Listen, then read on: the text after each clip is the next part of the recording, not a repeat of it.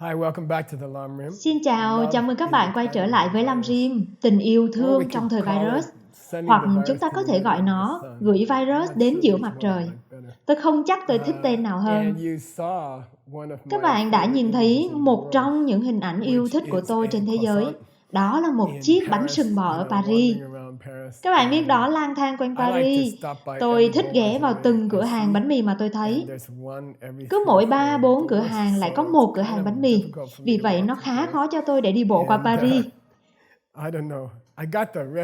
Tôi đã có công thức cho bánh sừng bò đó. Và tôi đã thử làm nó ở nhà. Nó gần một nửa ký bơ. Vì vậy, tôi đã quyết định tôi không nên ăn quá nhiều. Dù sao thì chúng ngon. Tại sao chúng ta đang nói về điều đó? Tôi cũng không nhớ nữa. Hãy xem nào, chúng ta sẽ nói về nó. Được rồi, Ngài bắt đầu với một câu hỏi. Ngài Papanka Rinpoche bắt đầu với một câu hỏi. Vì vậy, nếu một ai đó đến và nói với chúng ta, bạn có nhớ được từ đó trong tập trước không? Chúng ta đã nói điều gì đó trong lòng bàn tay, và đây là sự thực hành chính của các bạn. Điều này giống như là sự thực hành quan trọng nhất mà các bạn đang tiếp tục làm. Đó là điều mà ở trong bàn tay mọi lúc. Và nếu một người nào đó đến với các bạn và nói, nén bạn, gần đây bạn đang tập trung vào điều gì? Thực hành đạo Phật quan trọng nhất của bạn là gì? Và tôi không biết các bạn thì sao, nhưng nếu các bạn giống tôi đã thực hành và thực hành và thực hành và thực hành. Và tôi sẽ không bao giờ quên, tôi đã có một học sinh đến từ Miến Điện cách đây nhiều năm. Có lẽ cách đây 25-30 năm. Cậu ấy đã học thêm một bài thiền từ tôi. Tôi đang có một lớp học. Và cậu ấy nói, con không biết liệu con sẽ có mặt không? Và tôi nói tại sao? Và cậu ấy nói, con không cần thêm một điều nữa để cảm thấy tội lỗi rằng con đang không làm điều mà thầy đã dạy cho con. Và cậu ấy nói, con sẽ nổi điên một chút với cảm giác tội lỗi về việc cố gắng để làm tất cả những điều mà thầy đã dạy con. Thúc tham ghi thiêu có nghĩa là các bạn đang tập trung vào điều gì? Vì vậy tôi nghĩ nó quan trọng cho tất cả chúng ta để tìm một điều mà các bạn sẽ chú tâm vào. Một cách hiển nhiên, trong khóa tu Lam Rim này mà chúng ta đang thực hiện ngay bây giờ, chúng ta đang nỗ lực để tập trung vào ý tưởng về trải nghiệm này. Và tôi không nghĩ rằng chúng ta đã thực sự chưa có những chỉ dẫn để kích hoạt trải nghiệm đó.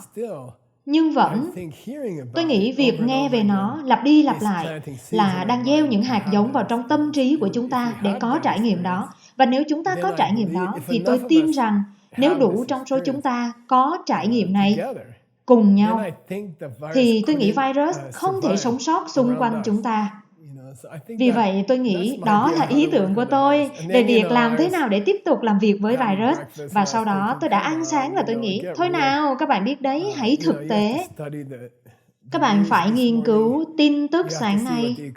Các bạn phải xem các nhà kinh tế nói gì về tiến độ của sự tiêm chủng virus. Các bạn phải nghĩ về ý tưởng của hãng hàng không American về việc có đang bay các chiếc máy bay an toàn không? Và tôi đã bắt gặp chính mình đang suy nghĩ giống như vậy. Rồi họ đã có một bài báo về việc ở một vài quốc gia, mọi người đã bắt đầu, họ đã nghe rằng uống rượu methyl, thứ mà là chất độc, thì tốt để ngăn ngừa virus. Và 400 người đã chết vì uống rượu mạnh mà các bạn sử dụng trong lau chùi. Và sau đó, tôi nhớ tôi đã nghĩ, những người đó thật điên rồ. Họ đang sống trong một xã hội thật kỳ quặc, nơi mà họ sẽ uống rượu methyl và chết bởi vì họ uống thuốc độc. Bởi vì họ đã nghĩ bằng cách nào đó nó sẽ ngăn được virus. Và sau đó tôi đã bắt gặp chính mình và tôi nghĩ, tiêm chủng thì cũng giống như thế. Nó thực sự dựa trên một ý tưởng sai lầm. Các bạn hiểu ý tôi chứ? Nó là điều giống nhau. Nếu nó hiệu quả, nếu họ tạo ra một điều hiệu quả, nó không phải là vì có thứ gì đó trong những hóa chất ấy, được chứ? Nó là vì một vài kiểu thái độ mà các bạn và tôi có. Nếu chúng ta có thể có trải nghiệm Bồ Đề Tâm này, nếu chúng ta có thể giao tiếp trực tiếp với một vài tỷ chúng sinh. Và nếu chúng ta có thể an ủi họ và nói, đừng lo lắng, tôi sẽ chăm sóc bạn, từng chúng sinh một, thì đó là liều thuốc giải độc thực sự cho virus. Và tiêm chủng và rượu menthol, tôi nghĩ chúng cũng chỉ gần giống nhau. Nếu nó hiệu quả, nó là vì tình yêu thương của các bạn, nó không vì những gì có trong việc tiêm chủng. Và tôi trông chờ vào việc tiêm chủng và tôi nghĩ nó sẽ hiệu quả. Nhưng tôi nghĩ chúng ta phải có nhiều tình yêu thương để nó hiệu quả. Chúng ta phải nghĩ về những người khác ở thời điểm này. Dù sao thì nếu một người nào đó hỏi bạn, vậy thực hành chính của thầy là gì Gisela? Vì bạn biết đấy, nhân tiện đây, tôi có những người đến gặp tôi và nói, thầy biết không, thầy đã dạy chúng con giống như 100 bài thiền khác nhau. Và tốt thôi, cái nào thầy muốn chúng con tập trung vào? Chúng con nên giữ bài nào như là thực hành chính của chúng con? Và rồi Ngài nói, một người nào đó hỏi các bạn câu hỏi này. Nghĩa là, thực hành chính của tôi là Tantra, Hayagriva. Đó nghĩa là Horse Throw Tantra. Nó là một Tantra đặc biệt. Chak đó có nghĩa là Vajrapani, vị Phật với chày kim cương trong tay Ngài. Và tiếp đó, Jikche, đó là Bhairava, có nghĩa là người gây sợ hãi hoặc là chúa tể của nỗi khiếp sợ. Và Dandan, những điều này thì khó. Dandangin là một từ khó. Dra có nghĩa là, một điều gì đó giống như ba điều đó. Hoặc các bạn có thể nói Vajragini, hoặc các bạn có thể nói Tara, hoặc các bạn có thể nói Phật Dược Sư. Tôi đang tập trung vào đó.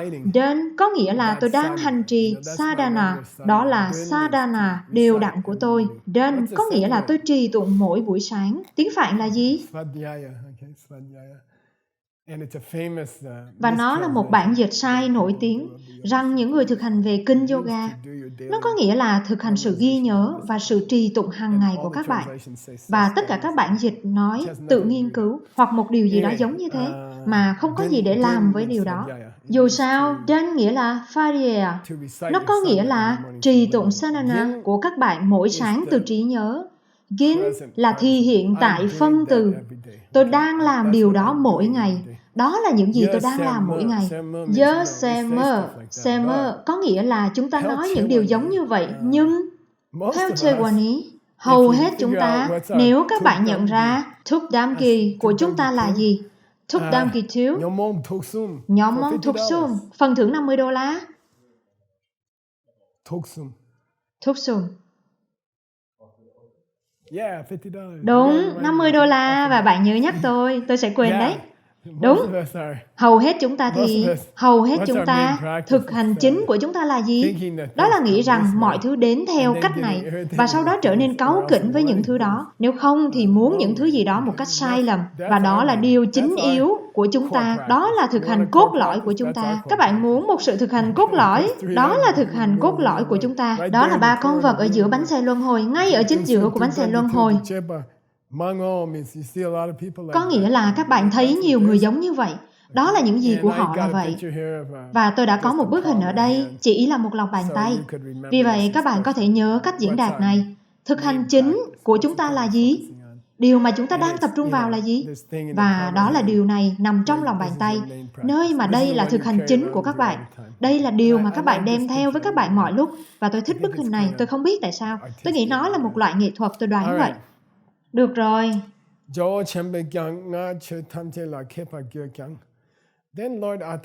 Rồi Ngài Atisha, Ngài ấy nói về Ngài Atisha, Dipankara Siddhanana, và Ngài nói, Ngài Atisha đã là một bậc thầy về tất cả mọi thứ. Ngài Atisha đã thông thạo vô số kinh sách và các luận giải thì không thể tin được. Thực sự tôi đã cố gắng đọc một cuốn ngày hôm qua và tôi như thế. Tôi thực ra đã quyết định không dạy nó cho các bạn trong tháng 10, chỉ bởi vì nó quá khó. Và vì vậy, Ngài Atisha là bậc thầy về tất cả mọi thứ, về tất cả những điều này. Nhân tiện thì chúng ta sẽ học sadhana của Ngài. Nhưng chúng ta sẽ không học luận giải về tính không, mà thường được in với sadhana. Tôi đã nghĩ nó sẽ tuyệt để học chúng cùng nhau, nhưng nó quá lạ và bất thường. Sẽ mất 1 năm để dạy nó. Thumasimba có nghĩa là nhưng Ngài Atisha đã không hài lòng với việc học tất cả những chủ đề này. Và Simba, Sem Rinpoche là một thành ngữ hay mà có nghĩa là tâm trí quý báu này, trạng thái tâm trí quý báu này, nghĩa là trải nghiệm này, có trải nghiệm này với những người khác. Sem Rinpoche, trạng thái tâm trí quý báu này, cheer, vì lợi ích của việc có được nó. Ngài Atisha đã vượt đại dương để nhận được sự chỉ dẫn về Bồ Đề Tâm. Vì vậy, có một vị Lama nổi tiếng sống ở Savanadvipa, hòn đảo vàng ở Indonesia, một phần của Indonesia. Nó được gọi là gì? Sumatra. Dù sao thì Ngài Atisha cũng đã ra đi. Ngài đã nói, tôi nghe nói có một người thầy vĩ đại về Bồ Đề Tâm sống ở các đảo xung quanh Java và Sumatra. Vì thế, Ngài Atisha đã ra đi trên một con thuyền 1.000 năm trước. Người đàn ông này, vị Lama này, đã rời miền Bắc Ấn Độ và đã đi tất cả chặng đường qua đại dương và rồi đã đi trong 13 tháng. Chuyến đi cực kỳ khó khăn, chuyến đi cực kỳ nguy hiểm. Chúng ta thấy trong hình ảnh tiếp theo này, tôi kiểu như cảm thấy giống như là hình ảnh này nói lên tất cả. Ngài Atisha ở trong con tàu nhỏ bé này, trên vùng biển rất nguy hiểm, và nó cực kỳ nguy hiểm để chèo thuyền trong những ngày đó. Và tôi không nghĩ rằng bức tranh này là một sự phóng đại. Tại sao màu đỏ quan trọng? Ngài Atisha đã luôn đội một chiếc mũ đỏ. Ngài Tsongkhapa đã đội mũ màu vàng. Vì vậy, nếu các bạn thấy một bức tranh Thangka và họ có đội chiếc mũ học giả đỏ, đó là Ngài Atisha. Và nếu nó là màu vàng, đó là Ngài Tsongkhapa. Vì vậy, tôi đã chọn con tàu màu đỏ, và đây không phải là một sự phóng đại. Điều này có thể là những gì được cảm nhận, giống như chu du trong 13 tháng đó, để đi băng qua đại dương, để gặp vị Lama này. Và Ngài Atisha đã rất nghiêm túc với những giới nguyện của Ngài, rằng Ngài đã từ chối việc cởi bỏ áo tu của mình. Ngài đã thực hiện toàn bộ chuyến đi với áo tu. Và khi Ngài đến được đó, điều gì đã xảy ra mà rất nổi tiếng khi Ngài tới đó?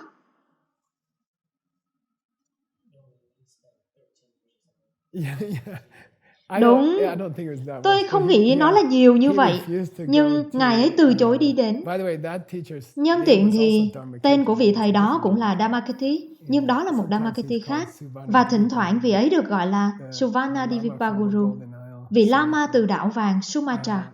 Nhưng Ngài Atisha đã từ chối đi trực tiếp đến những lớp học của vị ấy. Ngài Atisha đã kiểm tra vị ấy trước. Ngài Atisha có thể đã đi đến Indonesia và có kết nối Internet và kiểm tra thông tin người này để xem liệu có bất kỳ vụ tai tiếng nào hay có bất cứ vấn đề nào với người này.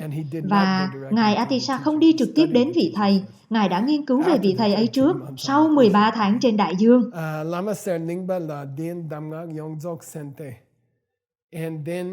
Và sau đó, Ngài Atisha đã nghiên cứu những chỉ dẫn đầy đủ để có được trải nghiệm của Bồ Đề Tâm một cách trực tiếp từ Lama Selingpa, Suvanadvipa Guru. Và Ngài Atisha đã làm cho Bồ Đề Tâm thực hành trong lòng bàn tay của Ngài, thực hành ở giữa lòng bàn tay của Ngài.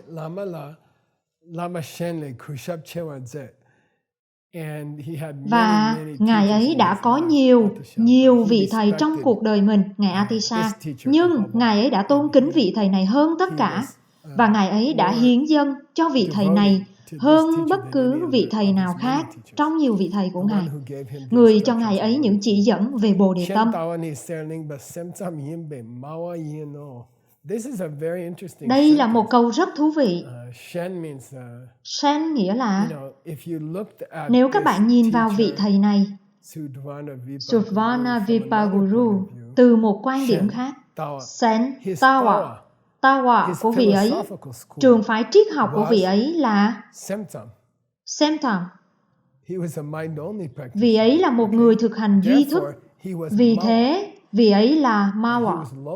Vị ấy ở bậc thấp, trường phái thấp hơn. Và nó rất thú vị rằng Ngài Papanka Rinpoche sẽ thêm điều đó vào. từ quan điểm về sự hiểu biết tính không của mình. Vị ấy thực ra thấp hơn Ngài Atisha và Ngài Tsongkhapa và những người giống như thế. Quan điểm của vị ấy là trung đạo, duy thức. Vì vậy, tại sao Ngài Atisha, người mà có những quan điểm cao hơn nhiều, lại kính trọng vị thầy này hơn tất cả những vị thầy khác của mình? Đó là bởi vì vị thầy ấy dạy cho Ngài hình thức của tình yêu thương này, tình yêu thương vạn vật. Điều đó rất đẹp đẽ.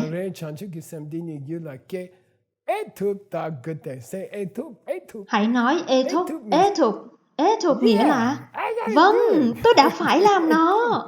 Ê thục có nghĩa là Rang rê nghĩa là chúng ta nên tiếp tục làm việc này. Đây là thực hành chúng ta nên tiếp tục làm. Ê thục có nghĩa là tôi nghĩ tôi có thể thực hành nó. Ê thục có nghĩa là có khả năng, đúng không? Ê thục có nghĩa là vâng, tôi nghĩ tôi có thể thực hành nó. Sau khi nghe Lam Rim này, nhờ có sự làm việc chăm chỉ của Tim và Jigme và Seiji và 100 người khác, các bạn nên nói ngay bây giờ trong khóa học này, Ê thúc, này, tôi nghĩ tôi có thể thực hiện điều đó, tôi nghĩ tôi có thể thực hành điều đó, tôi muốn làm điều đó. Ê thúc, Tawate, đó là cách các bạn phải nghĩ. Các bạn phải nghĩ giống như vậy, Tawate.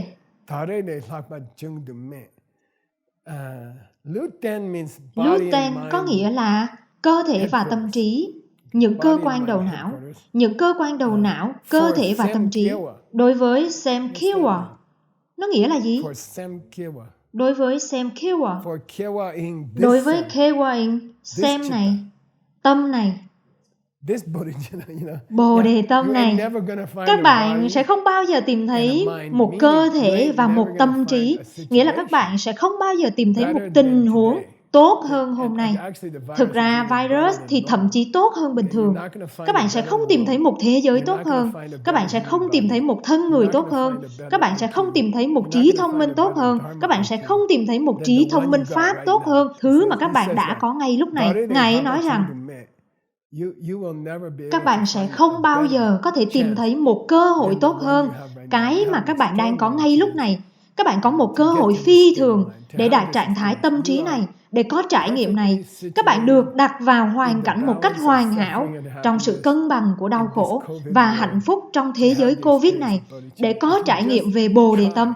Nếu các bạn chỉ cố gắng, nếu các bạn chỉ đặt nó ở đây và tập trung vào nó trong một thời gian, thì các bạn không thể có một cơ hội tốt hơn. Điều này thì hoàn hảo, tất cả mọi thứ hoàn hảo ngay lúc này. Họ nói ở những cõi trời, người ta không thể phát triển Bồ đề tâm một cách dễ dàng, bởi vì không có đủ các vấn đề. Nhưng chúng ta đã gặp phải vấn đề virus này. Ý tôi là vì vậy tất cả mọi thứ hoàn hảo. Chúng ta có đủ thực phẩm, sẽ có vài vấn đề về kinh tế, nhưng chúng ta có đủ thực phẩm. Mọi người đã có một nơi để ở và các bạn có thể thấy tình hình thực tế của thế giới này là thế giới đang thể hiện bản chất thực của nó ngày nay. Nó đã luôn luôn giống như vậy. Đã có một đại dịch diễn ra kể từ loài người bắt đầu. Nó được gọi là cái chết. Nhưng ngày nay nó chỉ càng rõ ràng hơn. Vì vậy đây là thời điểm tốt để thực hành tình yêu thương. Nó là một thời điểm tốt để cố gắng đạt đến dạng tình yêu thương này.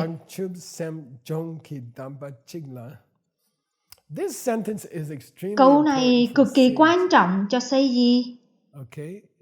Được chứ? Vậy chúng ta có cơ thể và tâm trí, chúng ta có những hoàn cảnh hoàn hảo và chúng ta nên thực hành Sam Yong. Đúng, tên khác cho điều đó là gì? Lo Yong, được rồi. Vậy đừng để mọi người nói với các bạn sự phát triển tinh thần hoặc một thứ gì đó giống như thế. Một số bản dịch cực kỳ tệ, bản dịch cực kỳ kém. Được rồi. Nó đây. Đây là nghĩa thực của Lojong. Và Ngài ấy đùa với chúng ta. Ngài ấy không gọi nó là Lojong. Ngài ấy gọi nó bằng tên đầy đủ của nó. Changchukki Semchong. Thực hành Bồ đề tâm. Cố gắng để đạt được Bồ đề tâm. Đó có nghĩa là Lojong. Và tôi đã nói với các bạn 1 triệu lần ở ACI 14. Chà, nó đây này. Được rồi. Semchong. Khi Dampa. Dampa nghĩa là Chitla. Nếu các bạn nhận được một sự giảng dạy tốt cho việc cố gắng phát triển trải nghiệm Bồ đề tâm này, Nếu các bạn đang tìm kiếm một cơ thể và tâm trí, đó là một tình huống lý tưởng, ở một thế giới lý tưởng, để đạt Bồ Đề Tâm, các bạn đã ở đó rồi đấy, và các bạn đang ở giữa sự giảng dạy tốt nhất để phát triển Bồ Đề Tâm. Các bạn đang ở giữa của một Lam Rim phạm vi rộng. Lam Rim này sẽ tiếp tục diễn ra trong vòng 14 năm hay gì đó, Inshallah. Vậy nên, làm thế nào các bạn có thể thực hành tốt hơn thế? Các bạn đang ở giữa Lam Rim vĩ đại nhất từng được viết ra, và các bạn đang ngồi trong một thế giới thoải mái nhưng nguy hiểm, và điều đó là hoàn hảo.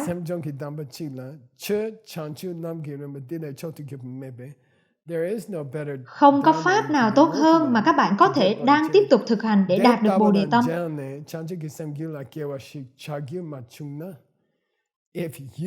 Nếu các bạn đến với Lam Rim này, được dạy trên Internet, ở trên thế giới này, thế giới mà có đủ thức ăn cho chúng ta, và có đủ nhà, và một con virus mà có thể giết các bạn. Điều này thì hoàn hảo.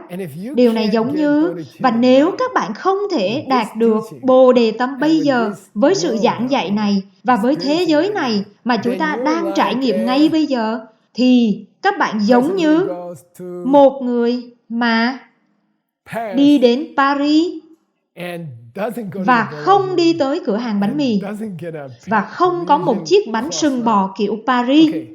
Được rồi, tôi sẽ đưa ra cho các bạn một bài kiểm tra. Sao lại có những ngày ở Paris khi mà tôi đã không thể có được chiếc bánh sừng bò của mình?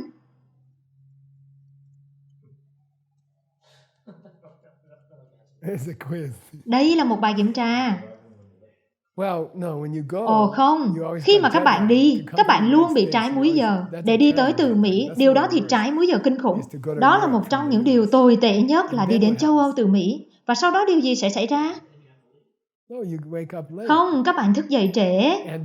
Và những cửa hàng bánh mì tuyệt nhất, họ không phục vụ những chiếc bánh sừng bò sau 11 và 12 giờ. Các bạn đến đó và họ kiểu như, người Mỹ ngốc nghếch, chúng tôi không có những cái bánh sừng bò sau 11 giờ. Tại sao lại không? Bởi vì chúng tôi không làm chúng từ dầu ngựa như các bạn làm. Và chúng sẽ trở nên dở sau 11 giờ. Chúng tôi muốn chúng được tươi mới. Dù sao đi nữa, đó là một chuyện. Vậy nên, Sindupang. Hãy nói Sindupang. Sindupang.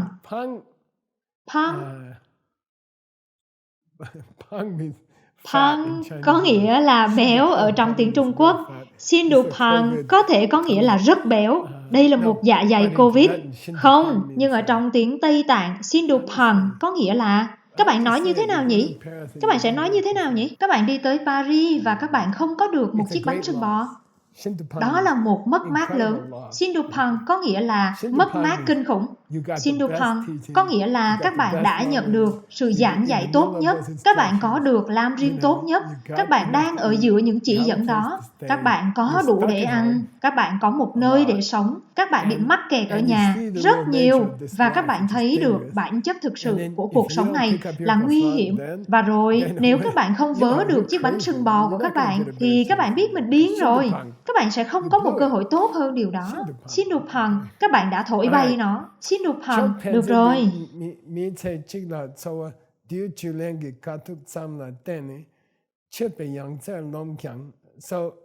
Vậy nên Chokpen Sindu, các bạn thấy những người so sánh những sự thực hành Pháp và họ nghĩ vậy nên Chulen là một thực hành yoga đặc biệt, nơi mà các bạn ra ngoài và các bạn thu gom phấn hoa từ những loại hoa nhất định, và sau đó các bạn tạo ra những viên thuốc từ đó, những viên thuốc nhỏ xíu. Và nếu các bạn đạt tới một cấp độ thiền định nhất định, thì điều đó đủ để các bạn sống. Tôi biết một vài người nước ngoài, một vài người Mỹ và một vài người châu Âu, và họ đã cố gắng để thực hiện Chulen và họ đã đi. Chà, nó khá là tuyệt. Khi những người phương Tây cố thử điều này, bởi vì những người Tây Tạng biết rõ hơn. Nhưng những người phương Tây đã đọc một vài điều giống như thế này, và họ chạy ra ngoài và họ kiếm một ít phấn hoa và họ tạo ra những viên thuốc nhỏ xíu. Và rồi tôi thấy những người này, họ đã thực hành Chu Lan trong vòng 1 tháng. Họ đã sống dựa vào những viên thuốc này trong 1 tháng. Và họ trông giống như người ở một trại tập trung. Họ trông khủng khiếp và nhìn họ trông có vẻ như người sắp chết. Và đó không phải là Chu Lan. Chu Lan có nghĩa là nếu các bạn có trạng thái thiền định này và các bạn sử dụng những viên thuốc nhỏ xíu này, các bạn sẽ trông giống như Seiji. Các bạn trông tổng thể vạm vỡ và mạnh mẽ và hạnh phúc và khỏe mạnh. Được rồi, vậy nên đó không phải là Chu Lan được chứ. Nếu các bạn trở nên gầy nhom, các bạn đang không thực hiện Chu Lan. Nếu các bạn trông tuyệt vời thì các bạn đang thực hành Chu Lan. Yangte có nghĩa là đỉnh cao. Yangte có nghĩa là nó có nghĩa là đỉnh của đỉnh. Yang có nghĩa là cũng thế, đúng chứ? Vậy nên Te có nghĩa là đỉnh. Vì thế, họ nghĩ rằng, đây là đỉnh cao của việc thực hành tôn giáo. Nếu tôi có thể sống dựa vào những viên thuốc nhỏ xíu này, thì tôi sẽ là một vị thánh thực sự. Đây là những gì nó sẽ là để trở thành một vị thánh thực sự. Te Lom. Lom là một động từ đặc biệt mà có nghĩa là có những ảo tưởng lớn. Giống như những người nói tôi là Napoleon hay gì đó trong ngôi nhà điên rồ. Nó được gọi là Lom. Vậy nên ở đây Ngài ấy nói rằng những người đó nghĩ rằng họ sẽ ăn những viên thuốc bé nhỏ xíu này và rồi họ sẽ không gầy nhom, thì họ phải là những người thiền giả thực sự. Ngài ấy nói rằng Lom đó là Lom, ảo tưởng. Và rồi các bạn hỏi họ, vậy ý kiến của bạn về Bồ Đề Tâm là gì?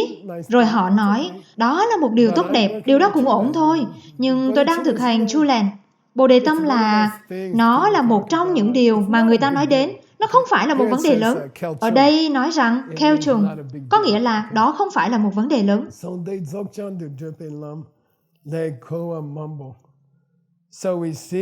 Vì vậy, chúng ta thấy mọi người đang lang thang theo hướng ngược lại với sự giác ngộ. Giống như có sự giác ngộ 10 dặm theo con đường đó. Và họ giống như đang lang thang xung quanh sa mạc ở đâu đó, hoàn toàn nhầm lẫn. Tôi đang thực hiện Chu Lan. Cha, đợi đã, các bạn đã phải đến đó. Không, tôi đang đi qua đó. Vậy nên điều đó được gọi là Goa, phạm lỗi trên con đường của các bạn. Thong Chu Sujur, đó là một thành ngữ ở trong đạo Phật. Nó có nghĩa là đây là một điều gì đó chúng ta nhìn thấy hàng ngày. Các bạn biết đấy, đừng nghĩ rằng tôi đang mô tả một số tình huống điên rồ. Thong Chu có nghĩa là thực thể đã được nhìn thấy. Nhưng ý nghĩa của nó trong tiếng Tây Tạng thông tục là thế nào? Các bạn có thể thấy những người này ở khắp mọi nơi.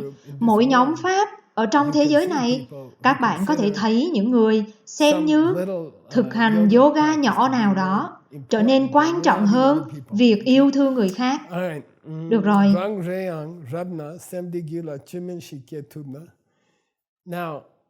Bây giờ, hãy quay trở lại với chúng ta.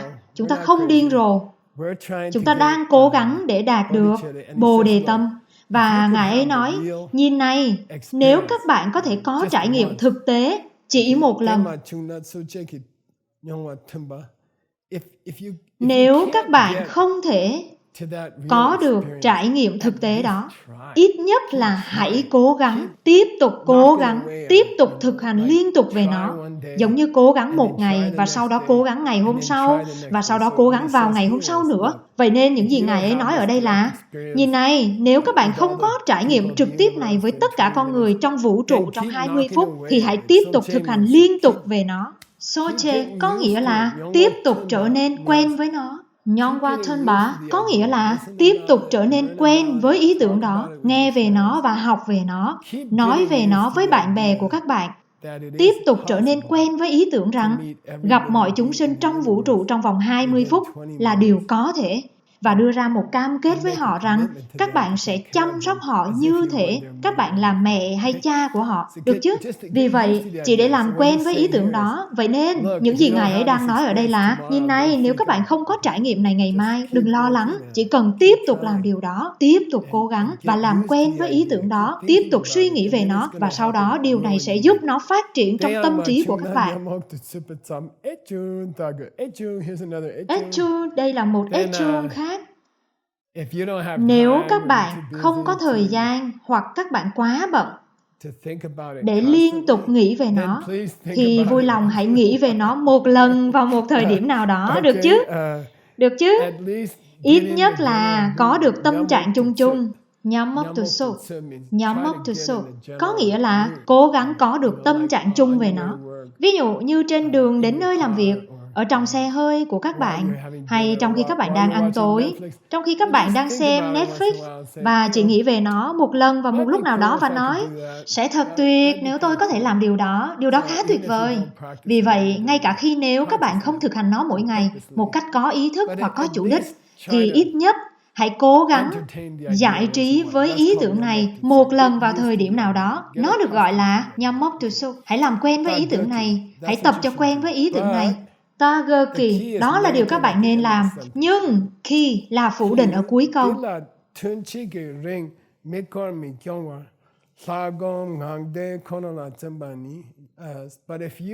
Nhưng nếu các bạn không nghĩ là nó đáng giá với thời gian thiền của các bạn, nếu thời gian thiền của các bạn được dành trước cho việc thiền Vajrayana hoặc Tara hoặc Phật Dược Sư quá nhiều, và các bạn không có thời gian, bởi vì thời gian thiền của các bạn được dành trước cho những vị thần tantric cao cả này, thì Chonpani, nếu đó là sự thực hành của các bạn, nếu các bạn nghĩ việc tập trung vào Vajrayana hoặc Tara hoặc Phật Dược Sư là điều chính, và các bạn đặt tất cả nỗ lực của các bạn vào đó, và các bạn không có thời gian trong suốt việc thực hành hàng ngày của các bạn để nghĩ về trải nghiệm này, Ngewa Tenme, đó là nỗ lực vô ích, sự cố gắng vô nghĩa.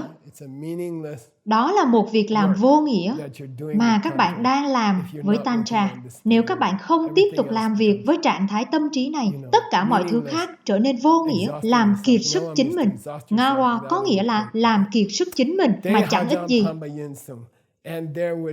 Và sẽ không còn mất mát nào lớn hơn trong cuộc đời của các bạn. Được rồi, để dành cuộc sống của các bạn theo cách đó. Nó như là đi đến Paris 1000 lần và không có được một chiếc bánh sừng bò. Thế nên, điều đó hoàn thành phần này của văn bản.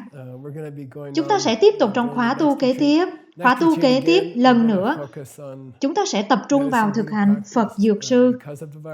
Bởi vì virus, và đó là một sự thực hành rất quyền năng. Và một cách hiển nhiên, chúng ta sẽ cố gắng thực hành nó nhiều nhất có thể với thái độ của tình yêu thương này cho mỗi người trong vũ trụ, không chỉ cho hành tinh này. Đây là một thế giới nhỏ bé, có hàng tỷ thế giới giống như thế này. Và nếu chúng ta có thể có sự tập trung lớn hơn này, tôi không biết nữa. Nó giống như nếu các bạn bắt được tất cả cá trong đại dương thì các bạn có thể bắt được một con cá mà các bạn muốn. Các bạn hiểu ý tôi chứ? Đại loại như vậy. Ý tôi là chúng ta không muốn bắt cá, nhưng nếu các bạn có thể bắt tất cả cá trong cả đại dương thì có thể là con mà các bạn thực sự thích. Có lẽ nó được gọi là gì nhỉ? Cá nóc. Các bạn có thể bắt được con mà các bạn muốn. Và chúng tôi sẽ gặp các bạn trong bài 15. Chúng ta sẽ ôn tập tất cả những ý tưởng lớn của khóa học này. Và nó tốt cho các bạn và nó tốt cho tôi. Chúng ta đã xem xét rất cẩn thận, từng chút. Và nếu chúng ta có thể quay trở lại và ôn tập mọi thứ trong một phần, thì chúng ta có thể nhận được một sự đánh giá cao đối với mạch bài và nó sẽ dễ nhớ hơn. Điều gì sẽ xảy ra trong suốt khóa tu này? Hẹn gặp lại các bạn.